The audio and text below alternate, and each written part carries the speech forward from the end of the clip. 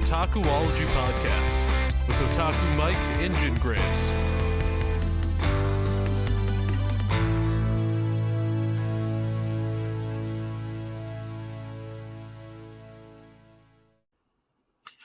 Hey guys, what's up? Jin here with another episode of the Otakuology podcast.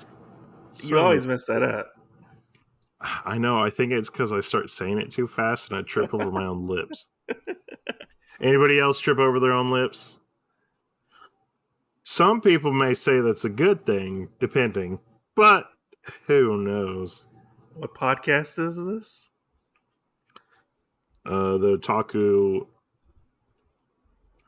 podcast. I hate to even think about it. I was like, hold on. Is this a trick question? I know what fucking podcast I'm on. Or do I? Yeah, welcome to the Otakuology podcast. Some may say best podcast in the world. Some might say that. Jin. Some could say that. Some say that on a regular basis. I've yet to hear somebody say that. That is not you. Really? Yeah. I'm going to get people to start sending you messages that say best podcast in the world. Okay. Hashtag best podcast in the world.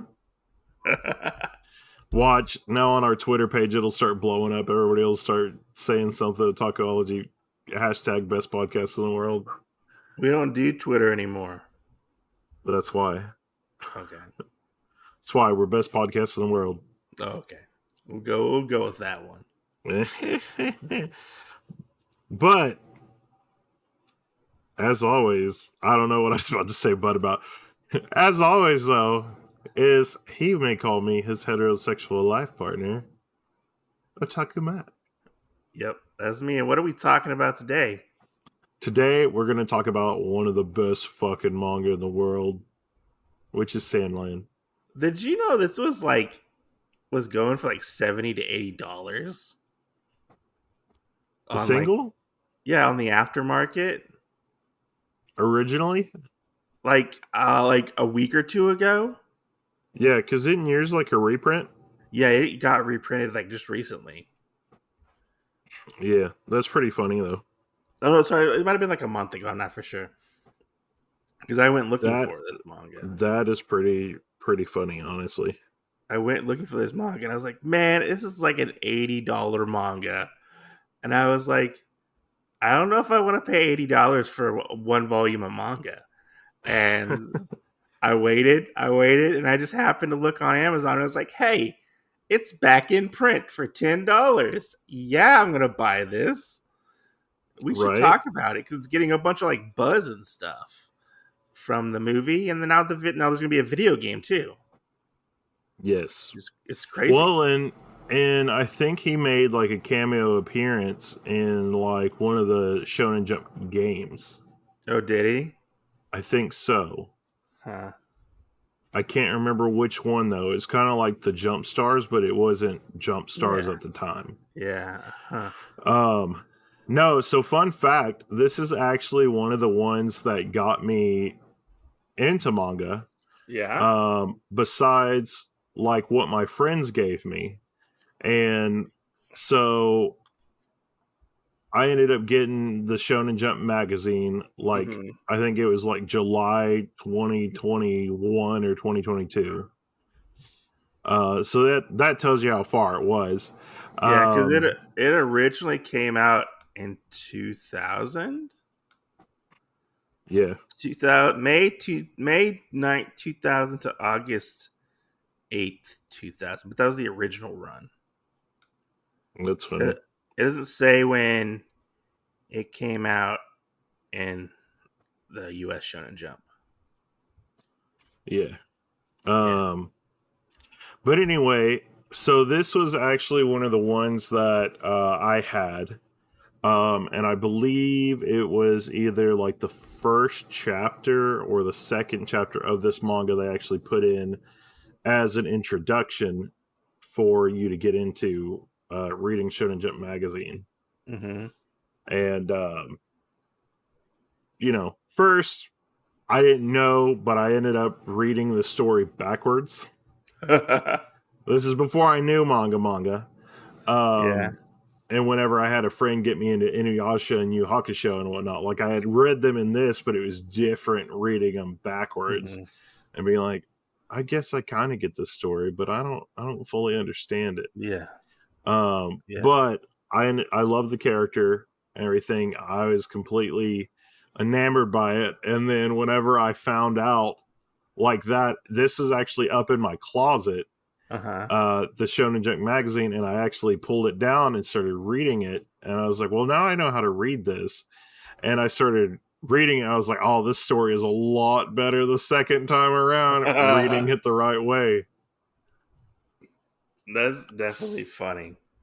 Yeah. I'm kind of curious, like how many people know of SandLand. Like, do like hardcore Akira Toriyama or hardcore Dragon Ball fans like know about SandLand? You know, uh, I don't 'cause- know. I don't mm, know. I don't know on that. I will say this is one of the best one shots actually out there with a complete beginning to an end that it's true. doesn't feel like it's rushed or anything else. Mhm. Now, me and you reading his manga theater, I think it's funny because you can definitely see how like Aquaman and a couple other ones like could Yeah, almost have been like a one shot like this. true. Um, And it's funny, like when you get into like the front of it, like it was originally supposed to be like a short. If you read like the very first page, like the introduction and stuff, yeah.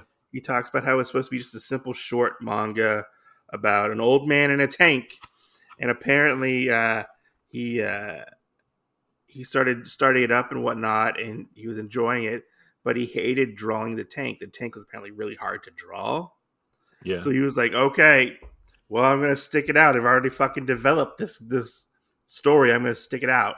Like, so Yeah. apparently he did not like drawing the tank, which is weird That's because funny. the tank is heavily featured in this book. Right. That's So I'm pretty like, funny.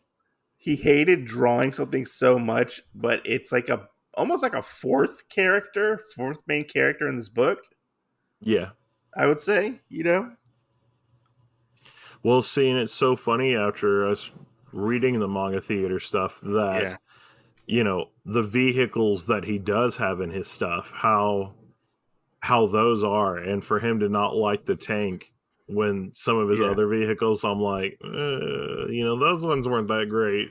I'm curious as to like why this wasn't put into manga theater, like as well, you know, Um, and why well, it just and kind of I think because manga theater was an afterthought. I mean, because yeah. manga theater was only published like within the last like 5 years, Was it and it's yeah.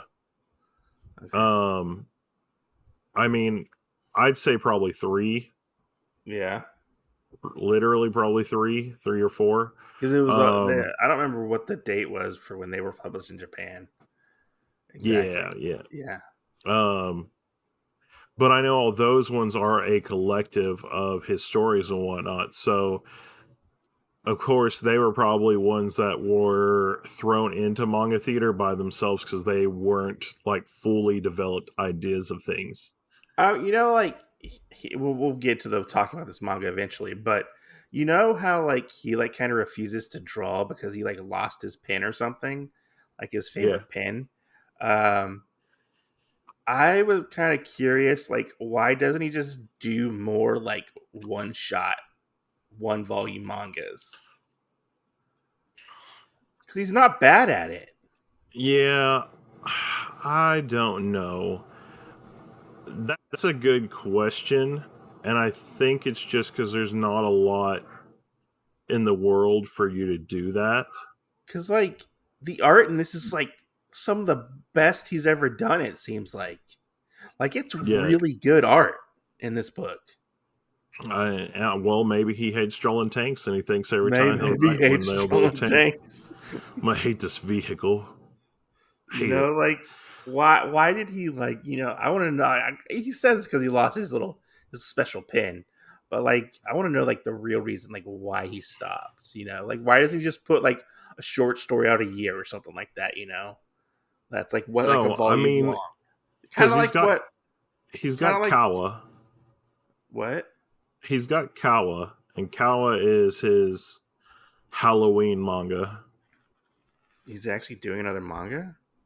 He's already got it. It's just called Kawa, Cowa. It's about a little vampire boy and his basically like journey Is through. this a new book? No, this has been out for a while. Is it published over here? Yeah, How come I've never heard of this book? I'm pretty sure you have heard about it because I've had to talk to you about it before. Have we?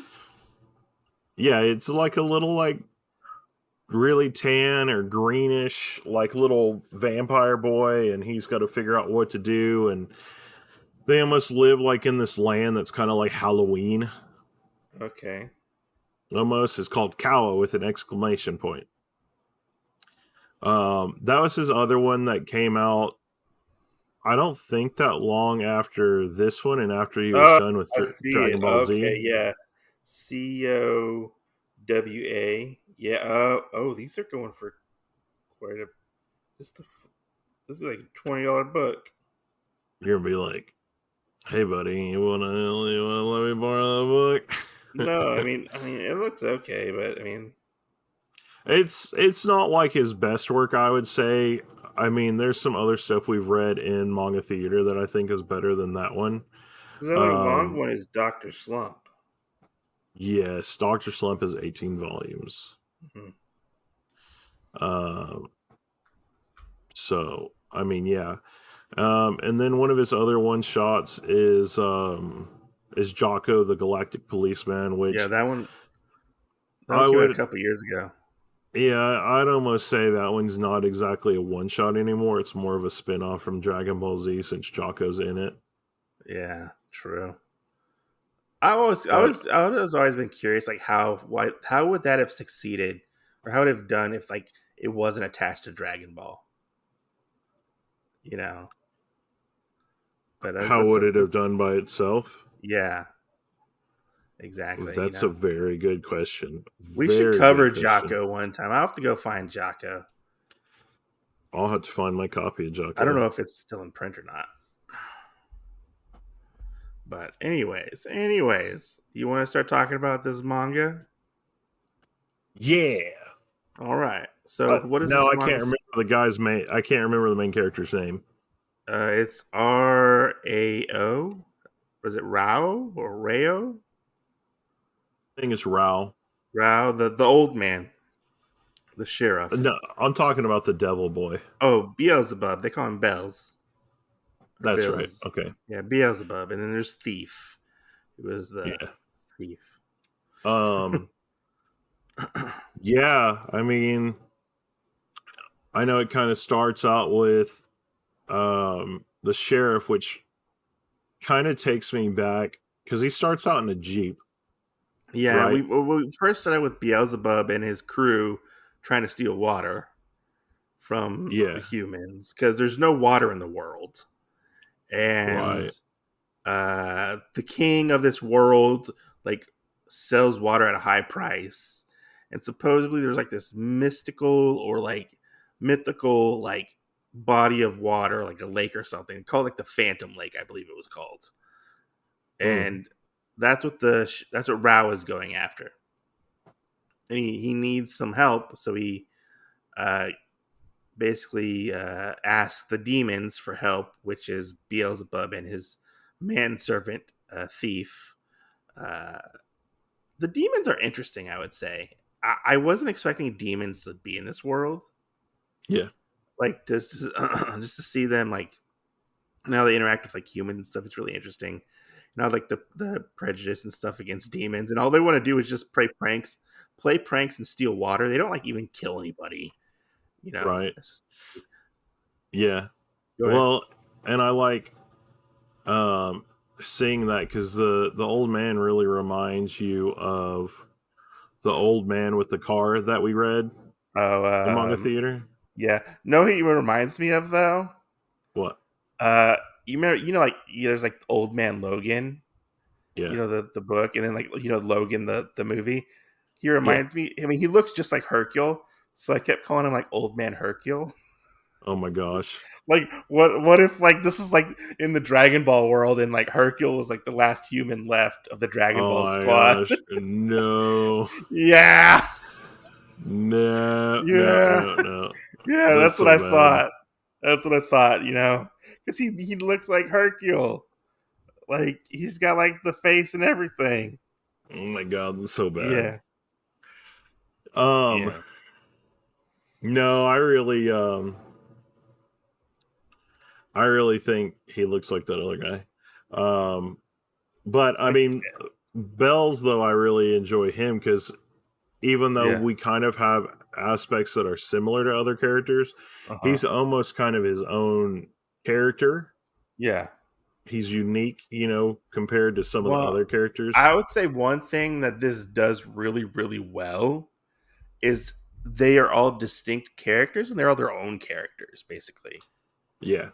Like he fleshes them He's out so well. he's kind of like a little mini Hellboy. I guess kind of, yeah, a little bit, yeah. Yeah, when you think about it, when you go through the book itself. Yeah. But Rao ends up getting Beelzebub and Thief to go with him on this journey to get water because his town needs water. They're going to go look for the lake, the special lake or whatever. And So they he's like, set "Oh, off. it's so hot." It's so hot. They set off on their journey. They start off in like a buggy, like a jeep kind of thing almost, Yeah. and that ends up like getting destroyed or stolen. I think it was stolen because they end up losing all their supplies to like this weird sand dragon thingy. You know, Mm.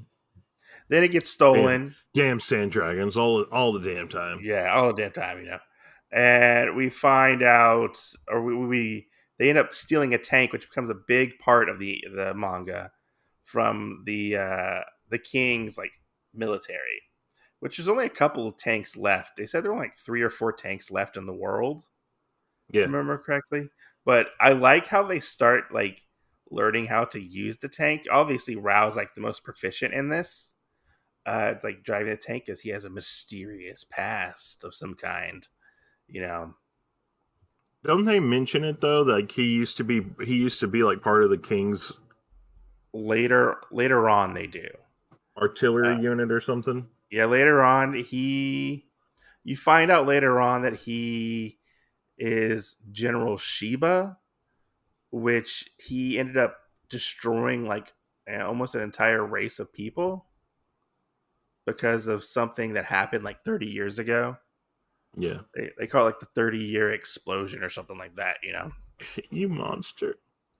But I love the start of this. So like we just hit the ground basically running in this, and we kind of never really stop in the manga Right. because after they get the tank, they end up fighting with the tank, which is really cool, and fighting like this cool airship. I love this scene where they're at a disadvantage, obviously, and he gets the 2 demons. Rao does, and he makes them point the tank upwards to destroy the airship or whatever it is. I love Right. that part. I love how like they fight over driving the tank, which is funny.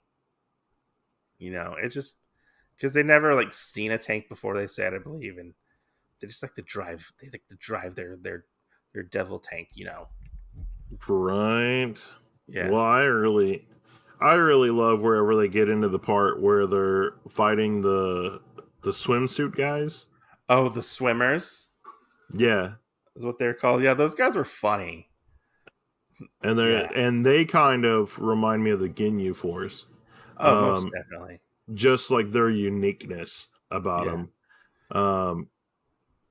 And I think that's enough, like knowing like what came first and all that other Mhm. jazz with Dragon Ball Z and stuff and Yeah. Dr. Slump. Like Sandland already had a lot of stuff of its own that it had to kind of own up to. Yeah. And like you said, the uniqueness of the characters is crisp and everything. And Yeah. it's really, really weird reading manga theater after reading like those three. Mm-hmm. and being like, oh yeah, all this stuff is the same. Like all these, there's no different Yeah. characters in this or anything. But I think it's because you get such a big impression from these characters and their Mm-hmm. bad guys and everything else. Yeah. And it does it in a more natural way instead of kind of like going into Dragon Ball Z more, like being over the top. Mm-hmm. And I feel like that's the big thing that has to happen with some of his manga nowadays to do that. Yeah. Yeah. No. Yeah. Yeah. And I agree with you on that aspect. Uh, it definitely does get kind of over the top later on in one particular battle, Yeah. but I thought that battle was really well done. Um, but yeah, after they end up trying to get away from the bad guys, the king's military, and they fight the swimmers, which is really funny. They end up getting more backstory for the general. The general, they call him. He's not like the general at the time, but Rao or General Shiba, as they call him. We find out from Thief that is it like called the Peachy or Peachai, like people. I can't remember what they were called. Uh, Apparently, the king wanted them dead because of some technology that they were making. The rumor Yep. was that it was like a big super weapon, but it turned out that it wasn't a super weapon. It was actually a way to generate water, and he wanted his competition gone, basically.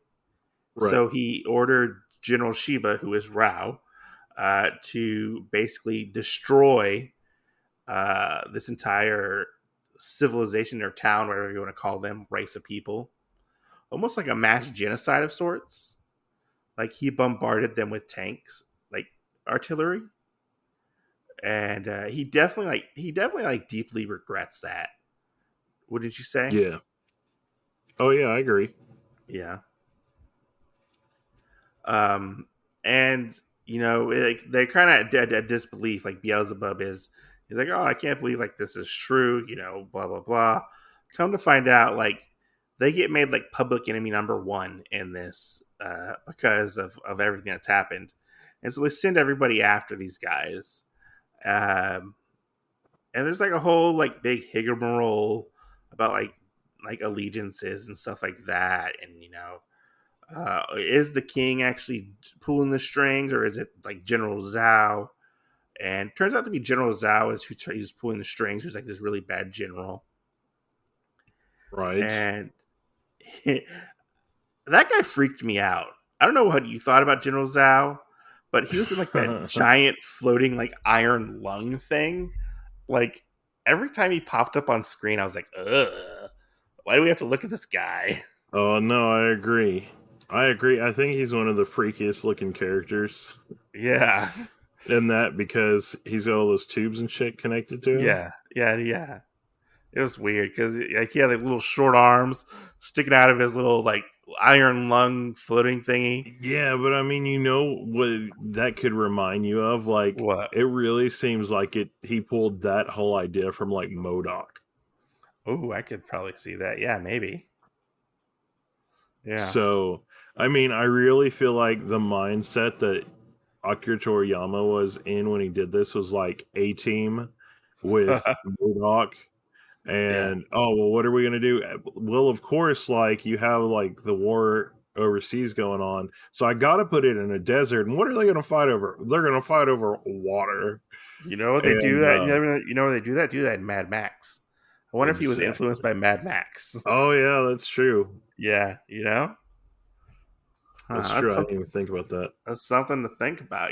But yeah, after the whole big revelation of everything had happened, they end up sort of befriending some of the military because the military end up finding out what exactly happened, and they end up. I want to say they end up the was it getting attacked by the swimmers again? Was that right? And Yeah, I believe so. they're trying to get away in like a sandstorm, Yes. and then they end up well Beelzebub ends up finding the mystery Phantom Lake, and apparently there are people at the mystery lake, or the Phantom Lake they call it, and it's the race that supposedly died like 30 years ago. Some of them are still alive, and this is where I thought like the manga was kind of gonna end, but I didn't expect them to be like, oh yeah, we're just gonna leave them alone and not like touch this like oasis they have going on right now. Yeah. Just like a lake and like a jungle inside like a cave, very much like almost like the Savage Lands in Marvel Comics. It seems like, Yeah. which it's interesting that nobody found it because they couldn't use boats and they couldn't use planes. So I guess that's why it took some time for people to find it. I wasn't really for sure on that. You know, why did it take so long? Well, and I don't think people really found it until like they found it, right? Yeah, So I don't know. I just think nobody wanted to really go against the king per se, yeah. and that's kind of where the backstory of General Shun It's General Sheba, I believe it was. Shiba. Oh, Yeah. General Zun or General Sheba. Yeah. Yeah, So I don't think really anybody cared to do any of that until, like, with him, he knew, like, part of this stuff, which, great backstory into being able to use the tank and whatnot. But I yeah. think also that's probably where he got the knowledge of there's probably this mystic lake out somewhere, Mm-hmm. and going from there, after you get out of the military and you're like, oh yeah, something's corrupt, and I can either go back in and try and stay there, or I can try and do something about it. Then he decided, like, let me see if the legend is true, Yeah, and yeah, try and fix that situation. yeah. Because the king definitely had a monopoly over the water, and it was not it was a very dire situation. I think everybody was in, other than the people like who like obeyed the king. I guess you could say, because the demons didn't never got any water. They had to steal their water to get it. Right. But what happens after they find? Couldn't pay the prices. It was too high. What happens after they find the lake and they leave the lake? You mean when they blow the lake up? They don't blow it up. Isn't there something that's blocking it from? You're thinking about the dam later on. Yeah, that's what I'm thinking about. The next up is the insect man fight with the weird insect man who's a genetically engineered insect man. I totally forgot that happened. You did? You forgot that happened? I forgot that happened. That fight was really cool. Like I was Right? expecting that to happen. Like out of nowhere, like Zhao drops like this big insect man down. Like, oh yeah, they're gonna fight, and apparently he's indestructible. Nothing can hurt him except Beelzebub. Beelzebub happens to have super strength, and he like hulks out and ends up like destroying this like bug guy. He Like goes it was Super a Saiyan. it was a very like vicious fight. Like I was like, oh my god, like this is hardcore. It was a Right? hardcore fight. Well, and the cool thing about that is, and this is another thing why I really like Bells over like Goku. Mm-hmm. I know that's a sin. I like Bells over Goku because he used his own power to do it instead of having to like level up. You know what I'm saying? True. Which he had some pretty interesting powers. Like he could heal himself. He was super strong. He had he was a telepath as well, which that came out of nowhere. Like, oh Yeah. yeah, I'm a telepath. It reminded me of like a child when a child plays like superheroes. Like, oh, I got telepathy, and I can fly, and I got laser vision. Oh, and don't forget my like ice breath I have. Right? That's Totally what, shooting from the hip. that's what it reminded me of, and I was like, okay, I'll go with this. Yeah, sure. He has telepathy. Yeah. But yeah, the whole fight was really cool. I loved the fight. It was like one whole complete chapter, and then we end up, which I was really surprised at the end of the fight. Like there was another general who they befriend later or early on, ends up helping them and stuff, and ends up like turning the whole thing completely around on General Zhao and the king, and he's like, oh, you know, This is the guy with the big black yeah. hair. Yeah, Okay. the king, he's like, oh, the king's gonna give everybody half his wealth, and we're gonna share the water and stuff like that because they have to blow up the dam in order to get the water because the king ended up like damming up like the ocean. So like nobody knew this was, I guess, happening unless you like worked for the king, I guess. Right. But yeah, Right. it was, and it like ended like fairly like good. Like it ended on like a good note. Like they end up like going back to like help the the peachy race of people. At the end, and uh, Bell's Sheba and Thief end up like going off to help them and whatnot. It was a nice ending. Yeah. And like they saved the world basically. This is You know, true. Because then, you know, like, the grass starts growing back and everything, and it's not yeah. so much a desert anymore. I love when the swimmers are like swimming in the water, I do too, especially the fat one. even though like they've never technically swam before. But they're like all I want to do is swim in the water. They were Right? so yeah, yeah. See, and I feel like there's a question in that because none of them look super tan, No, no. and so it's like, how are y'all walking around the way that you do and not having like any tans at all? Well, that's true. That's for sure. I'm really curious, like how they're gonna put all of this in one video game, because how they're gonna stretch it out to one video game, because it's gonna be like a action RPG type of game. I Excuse don't me. know. That's a good question. I saw a video. I saw a trailer for it. It actually looked really cool. Like they showed like Yeah. gameplay of it and stuff, to where you could like jump in and out of the tank and whatnot, and like use the tank and jump out and play as Beelzebub and stuff like that. Like it looked really cool. Like I don't know. To me, it looked cool. Yeah. But yeah, go ahead. Oh no, I was just agreeing with you. Oh yeah, but like in the end, like it's a fun manga. It's a fun like pick up and like read manga. There's nothing like too like hardcore or like deep about the plot. It was just a fun like pick up and read manga. Like I thoroughly enjoyed this book. It was fun. There were like little gags in the book. One I really liked in the beginning, which they get a callback to later, where like Rao has a gun at one point. He's like, "Oh, I don't have bullets in it," and then later on, he like starts shooting the gun, and like Thief is like, "I thought you didn't have bullets in that gun." He's like, "Oh, I lied. I didn't know if I could trust you or not." Right. It was just fun. I had a smile on my face like the entire time I was reading it. Like, it's a quick read. Definitely recommend it if you're a fan of Akira Toriyama, or you're looking to get into Akira Toriyama and you don't want to read anything like super beefy or long. Like it's a perfect like bite-sized chunk of Akira Toriyama's work, I would say. And it didn't leave me wanting more. I felt it ended like perfectly fine.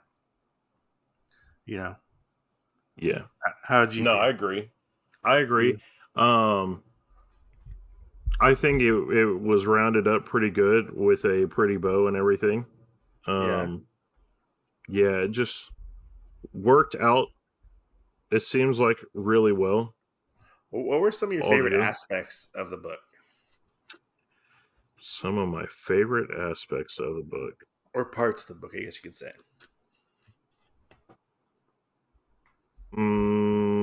Definitely the fight with the swimmers. Uh huh. Um, I would have to say at the end because it almost seemed like when they shot the thing, it was almost like a mishap, but it wasn't. Yeah. Um, I don't know. I feel like that's probably it. Um, Yeah. I just enjoyed it kind of overall. Yeah. I like the whole road trip aspect of the book. I thought it was a lot of fun, like how they like bonded over like all this shit they were going through from like different walks of life. These three, or I guess, two demons and a human bonding over uh, trying to find water. Something everybody needs. You know, but yeah, I enjoyed this. I definitely recommend it. What would you rate this manga? Oh, what would I rate this manga? Oh man, I'll go first if you want me to. sure. I get a 5. Like I liked it, and I would pass it on to other people and tell them to read it too. That's how well it is. I feel.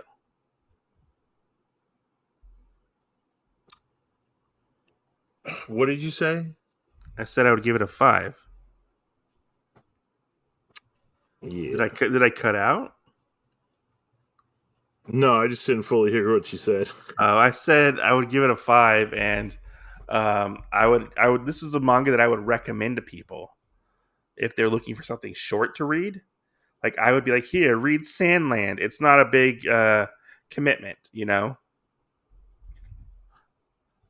or if people just want something fun to read, here, Sandland. You don't need to Right. think too much about it. Just read it. This is true.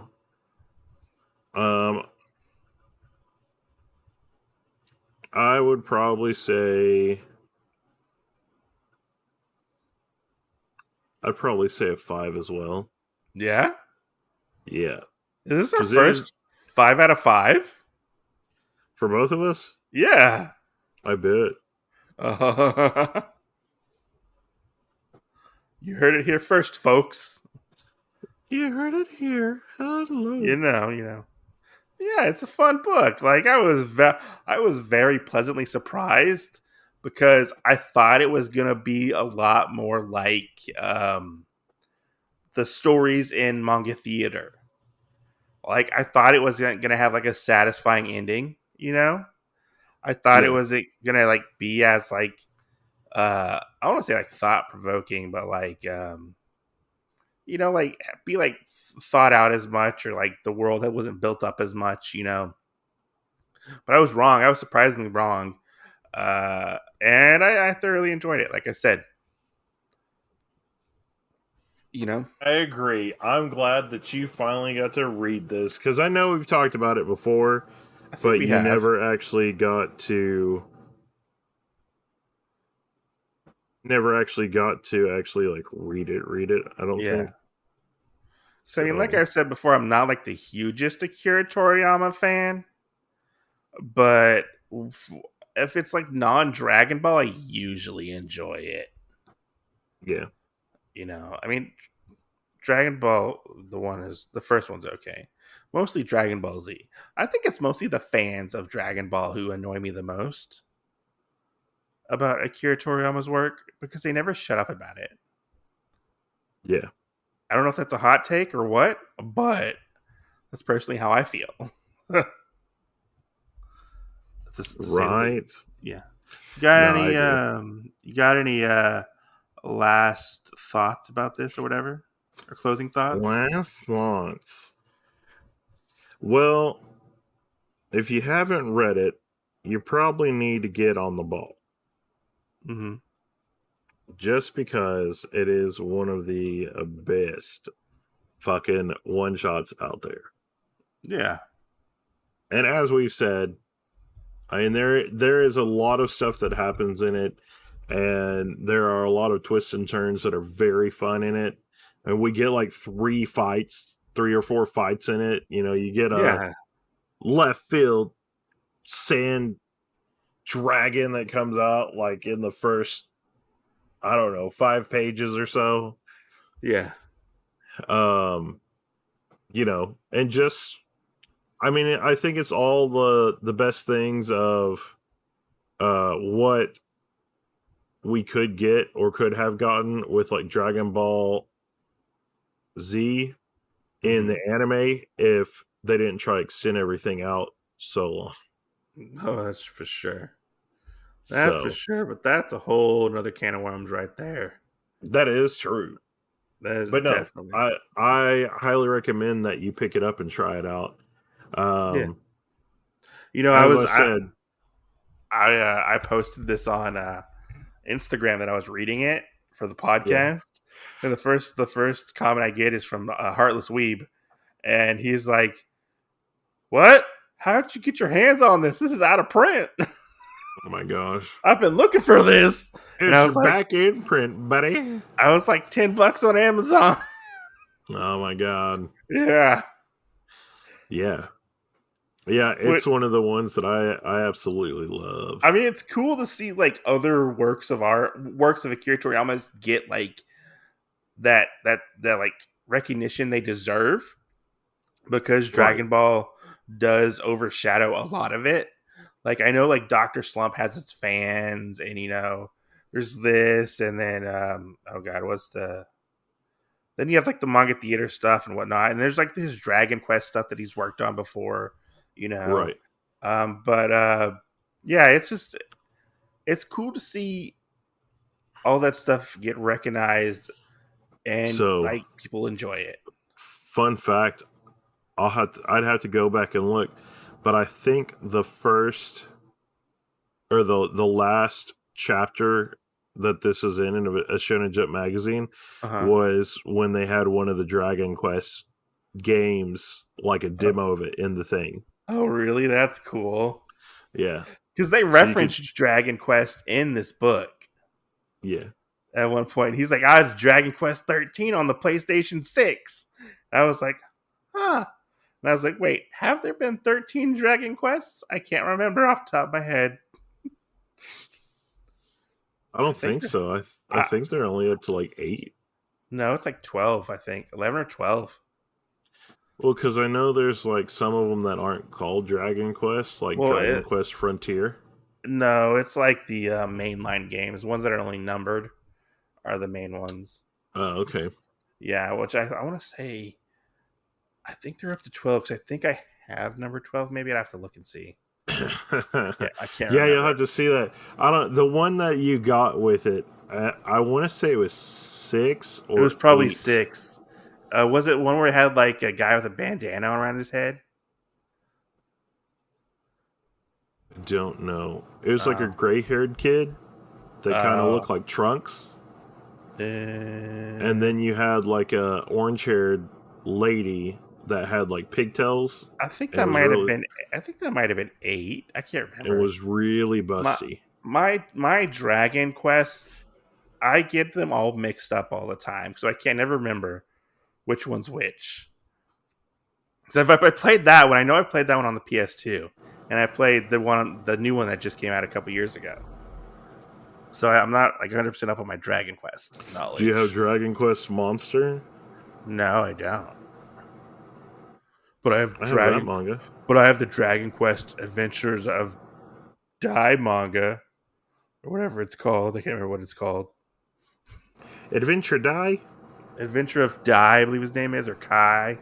I don't know what his name is. Yeah, because I have Dragon Quest Builders. Yeah. Looks like they're up to 11.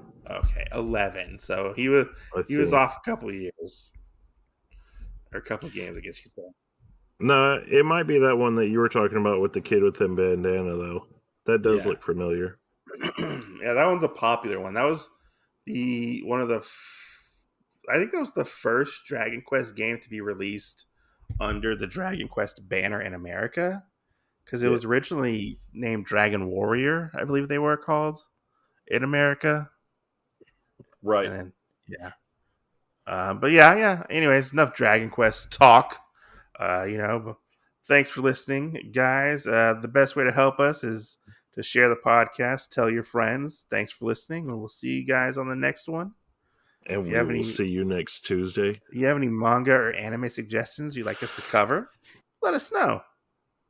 Hit us up on our Instagram at Otakuology Podcast. And they better be good things. And if somebody fucking sends us Boku no Pico, we will come to your house and Jay and Silent Bob you. Oh, we're gonna beat them up. Yeah. Okay, yeah, we'll totally. Yeah, do because that. a lot of people used to send you that all the damn time. I know. So Did you know that got sequels? I don't want to know. Oh I don't want to know. yeah. Anyways, So thanks for listening. Stay yeah. safe. See you next Tuesday. Peace out. Bye.